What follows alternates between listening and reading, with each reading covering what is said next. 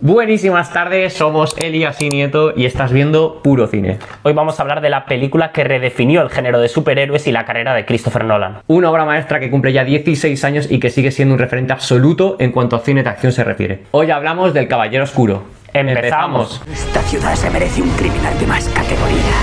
¿Y qué es lo que propones? Muy simple, matar a Batman.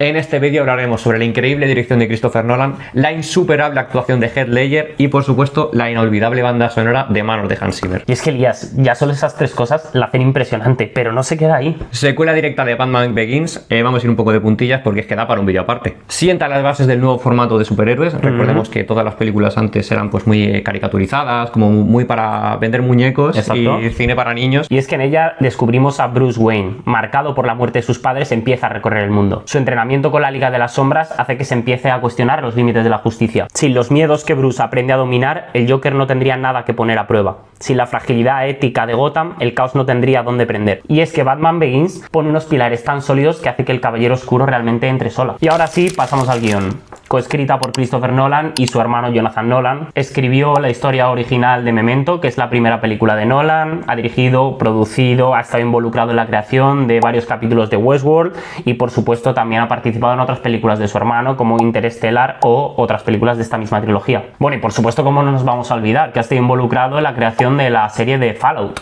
La película continúa donde lo dejó Batman Begins, pero esta vez con un nuevo villano. El Joker es contratado por la mafia para acabar con Batman, pero el Joker tiene otros planes y es que no quiere dinero, lo que quiere es corromper la ciudad y ver el mundo arder. Y es que Bruce Wayne, en este caso Batman, se aliará con el comisario Gordon y con Harvey Dent precisamente para evitar que la ciudad quede sumida en el caos, pero no acabará demasiado bien. El guión nos plantea dos dilemas morales, que es el primero, si Batman está en lo correcto apaleando gente por las noches, y si Harvey es lo que realmente necesita Gotham. Estamos hablando de un guión adulto que no te trata como si fueras tonto, algo a lo que no estábamos acostumbrados cuando hablamos de cine de superhéroes. Y es que totalmente. Veníamos de los 80 y los 90 con las películas de Batman de Joel Schumacher y de Tim Burton, donde todo era mucho más extravagante, destacaba más por lo espectacular de las hostias y de los propios escenarios, y sin embargo Nolan cambia por completo la manera de representar a Batman. Deja atrás elementos clásicos del propio personaje, como son esos gadgets imposibles, esos villanos extravagantes, y se centra más en las motivaciones psicológicas del personaje. Dirige Christopher Nolan, y esta película es importante porque le realza como uno de los mejores directores del cine actual, encasillándolo en cine de superhéroes y cine palomitero. No es hasta que hace Dunkerque y más tarde Oppenheimer y gana la estatuilla a mejor director que se quita esa etiqueta y por fin se consolida como lo que es uno de los mejores directores del mundo. Totalmente, Elías, y voy a introducir un dato. Nolan le reconocen 12 películas dirigidas. Ha estado nominado en 4. No estuvo nominado por esta.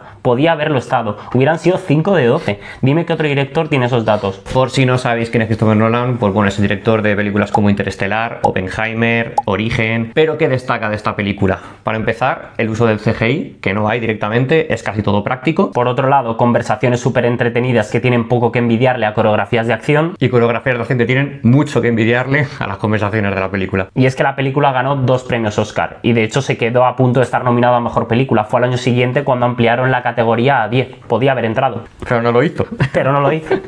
Y pasamos a banda sonora, uno de mis apartados favoritos porque está en manos de Hans Zimmer. Y no la vamos a poner, no solo porque la conozcáis, sino porque nos la tiran del canal. Destacan dos temas sobre todo, el tema del Joker con ese zumbido que te pone en tensión solo de escucharlo, y el de Batman con esa fuerza y oscuridad casi industrial que tanto caracteriza al personaje. Hans Zimmer, que no necesita presentación, pero bueno, por si acaso os lo digo yo, ha hecho bandas sonoras para Gladiator, Piratas del Caribe, Interestelar. Ha estado nominado 14 veces a los Oscar y ha ganado la estatuilla 2 veces, una por El Rey León y otra por Dune. Pero eso no es ni de cerca lo más grande que ha hecho en su carrera.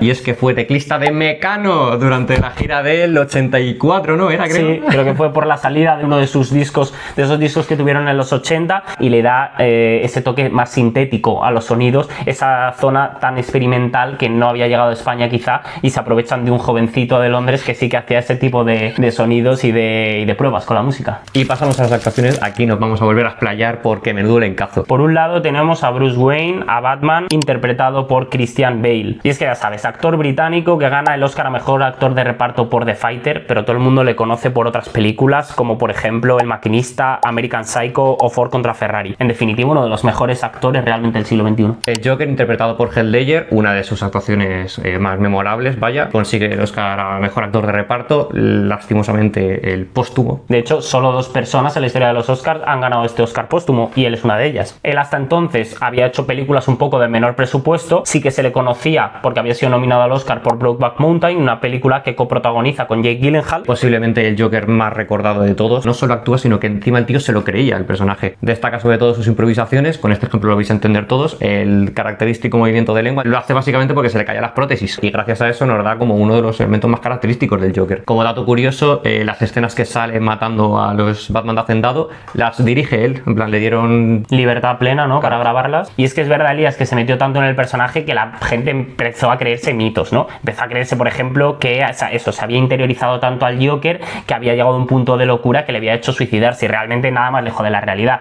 Simplemente tenía prescritas una serie de medicaciones, ¿no? Para el insomnio, y bueno, tomó demasiadas, y lo que nos ha quedado pues es su imagen y su recuerdo. Y luego tenemos a Harvey Dent, interpretado por Aaron Eckhart, que es ese fiscal del distrito que viene un poco a salvar la ciudad dentro de los límites de la justicia. Su transformación en Dos Caras es uno de los momentos más trágicos de la película y un punto de inflexión. Actor conocido por películas como Sully, como Erin Brockovich o Yo Frankenstein. Muy mala película, por cierto. Maggie Gyllenhaal interpreta a Rachel Dawes, la amiga de la infancia de Batman. La única voz con ética dentro de la película. Representa un poco la vida que hubiera tenido Bruce si no se hubiera convertido en Batman. Actriz estadounidense que estuvo nominada al Oscar por Crazy Heart. Y poco más. Y poco más, la verdad.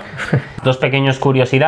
Uno es la hermana de Jake Gyllenhaal, y luego otro dato curioso sobre su persona, y es que empieza la trilogía, realmente ya debuta en El Caballero Oscuro, porque la persona que hace de Rachel Dawes es Katie Holmes, que fue mujer de Tom Cruise. La primera y la última. Que sale la pobre, pero bueno. Seguimos, James Gordon, interpretado por Gary Oldman. Y es que, ¿qué coño vamos a hablar del jodido Gary Oldman? Una puta leyenda. Actor británico que gana el Oscar, si no me equivoco, en 2017 por interpretar a Winston Churchill en La Noche Más Oscura. Pero bueno, le conocemos también de múltiples películas como El Drácula de Bram Stoker, El Quinto Elemento o el propio Sirius Black en la saga de Harry Potter. Como dato curioso, el papel de Gordon y el papel de Sirius Black lo coge porque no tiene dinero. Alfred Pennyworth, o Alfred Pennywise, como dice Elías, interpretado por el jodido Michael Caine, el mayordomo y la figura más leal de Bruce Wayne. Es una absoluta leyenda. 2 premios Oscar, los gana en blanco y negro, es verdad, pero más de 6 décadas de carrera. Su Alfred es cálido, cercano, y todo el mundo empatiza con él. De hecho, el momento en el que le entrega la carta de Rachel a Bruce, lagrimita. Y para terminar, Lucius Fox, interpretado por Morgan Freeman. ¿Qué vamos a decir de Morgan Freeman? Dios en la tierra y en el cine. Totalmente, Elías. Bueno, gana Oscar a Mejor Actor de Reparto por $1 Million Baby, pero bueno, todo el mundo le conoce. Películas como Seven, Ahora me ves, Invictus.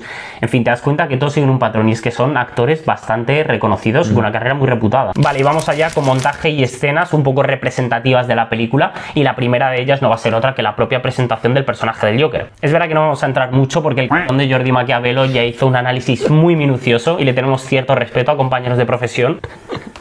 Compañero de profesión. Qué cerda. Y es que la película abre con un atraco planificado al milímetro, rodado con cámaras IMAX de 70 milímetros, como le gusta a Nolan. La secuencia nos presenta al Joker sin mostrarlo realmente, construyendo misterio a través del montaje y los diálogos entre criminales. Es una introducción brillante, el ritmo quirúrgico, revela la filosofía del Joker desde un inicio y te dice quién controla la situación desde el primer minuto.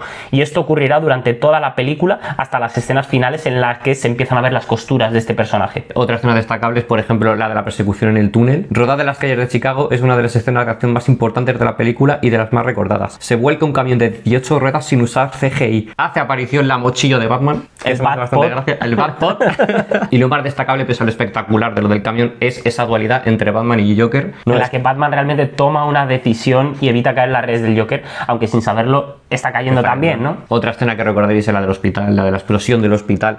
El cómo juega con la dualidad de algo tan bestia como es una explosión de un hospital y cómo el Joker está jugando con el detonador. Y luego, como última escena icónica, aparte de que cada escena es memorable, es la del interrogatorio. Y es que realmente prácticamente está representando una obra de teatro. La iluminación cruda, los encuadres limpios y un montaje que prioriza ese choque psicológico entre ambos personajes. Es la única vez que vemos a Batman perder completamente el control, y el montaje lo refuerza con cortes secos y ritmo acelerado conforme avanza la tensión. El Joker domina emocionalmente la sala y Batman lo sabe. Y pasada ya toda la chapa, vamos al importante. ¿Qué nos ha dejado la película? Pero sin spoilers. Para mí lo más recalcable es el cómo rompe con lo antes establecido en las películas de superhéroes. Antes era todo caricaturizado para niños y de repente llega Nolan y dice no, ahora lo importante son los personajes y explicar el porqué de ellos. Vamos a hacer un thriller muy complejo al estilo de Seven. Un cine más científico, más realista y sobre todo más adulto. Totalmente cierto, Elías, y es que nos ofrece una perspectiva seria acerca de la mentalidad del héroe y de los grandes sacrificios que debe realizar para que prevalezca la justicia. En este caso vemos a un Batman muy humano, que reniega de su condición de héroe en varias ocasiones para demostrar ese lado. Una película que da un pasito más allá,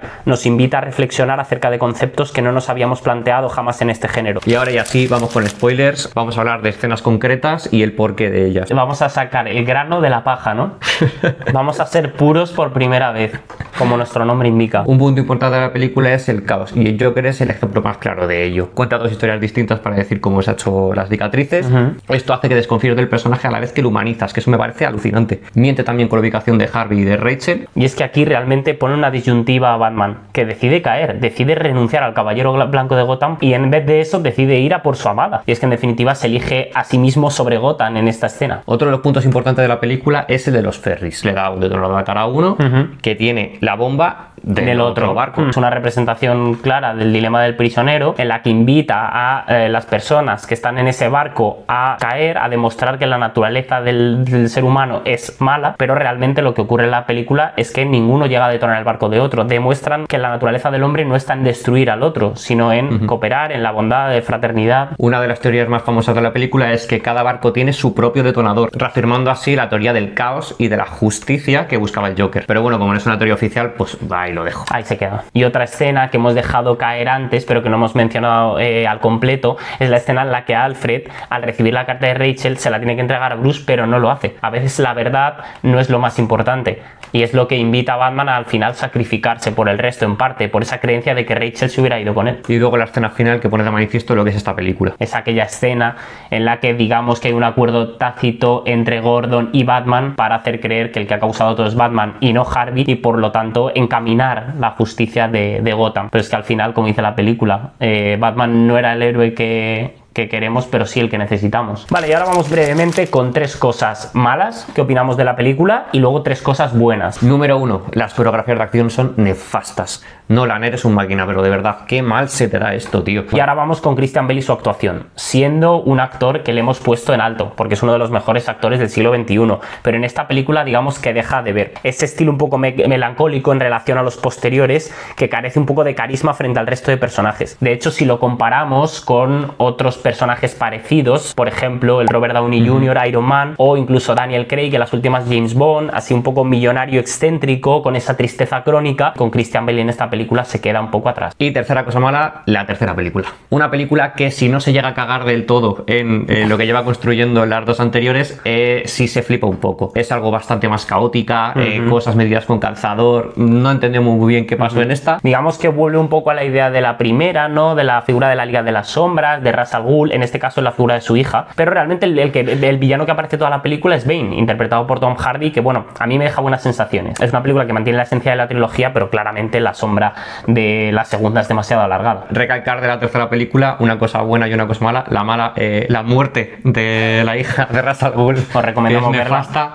Y una cosa buena, la increíble escena del avión, que de verdad que es para dedicarle un día aparte, tío. Y esta es una de las cosas buenas que queremos recalcar, y es los increíbles efectos especiales que tiene durante toda la saga. La segunda cosa buena es la propia Gotham. Gotham siempre ha tenido un protagonismo brutal en las películas de Batman, pero en este caso es otra cosa. Gotham no es solo un escenario, es un personaje vivo. El espectador siente que Batman pelea no solo contra enemigos, sino contra la propia naturaleza de Gotham. El Joker se empeña en mostrar la vulnerabilidad de su ciudadano más ilustre. En el momento en el que él caiga, la ciudad caerá con él. Y es que representa perfectamente que es la ciudad capaz de crear villanos como Joker o el Pingüino en películas pasadas, o héroes como el propio Batman. Y como última cosa positiva es la búsqueda de que esa película sea algo más que una típica película de superhéroes. Y en parte eso es gracias a la profundidad de los personajes. Personajes como Lucius Fox no tienen únicamente personalidad, tienen una función. No se definen únicamente por diálogos concretos. Todos son engranajes de la ciudad de Gotham y forman parte de la pulsión entre el bien y el mal. Y esto es una herramienta que utilizan estas últimas películas de superhéroes para tratar conceptos más profundos. Y pasamos a las dos finales, ahora ya sí, el final del... Elías,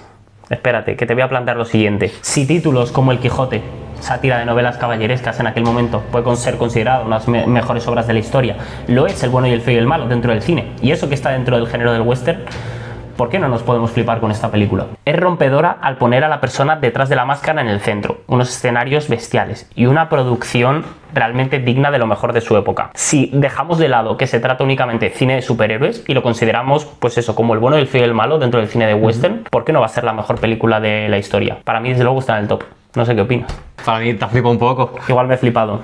Pero sí, o sea, está en ese top. Joder, está en todos los rankings. Siempre está en el top 10 de mejores películas. Sí, te lo compro un poco. Mis notas, las tuyas ya has dejado claro que es un 10 de 10. Bueno, 10, realmente es que la película perfecta es muy difícil. Me falla por el tema de la coreografía, pero un 9,5 seguro. Pues yo también, un 9,5. ¿Un 9,5? Sí, señor. Muy sí, bien, señor. muy bien. Y no le di el 10 porque, como tú has dicho hace 30 segundos, la perfección no existe. Exacto. Y bueno, decidnos vosotros qué os pareció en su momento esta película. Si no la habéis visto, pues la veis y venís aquí a comentarnos qué os ha parecido. Si os ha parecido tan buena como a nosotros. Sabéis que estamos en múltiples redes sociales. Estamos en Instagram, en Facebook y aquí en YouTube. Cada 2-3 semanas solemos sacar un videíto analizando lo más profundo del cine. Estamos también por la calle y en vuestros corazones. Ahí está. Esto ha sido todo, gente. Muchísimas gracias por aguantar hasta el final del vídeo. Nos vemos en la próxima. Y recordad que la noche siempre es más oscura antes del amanecer.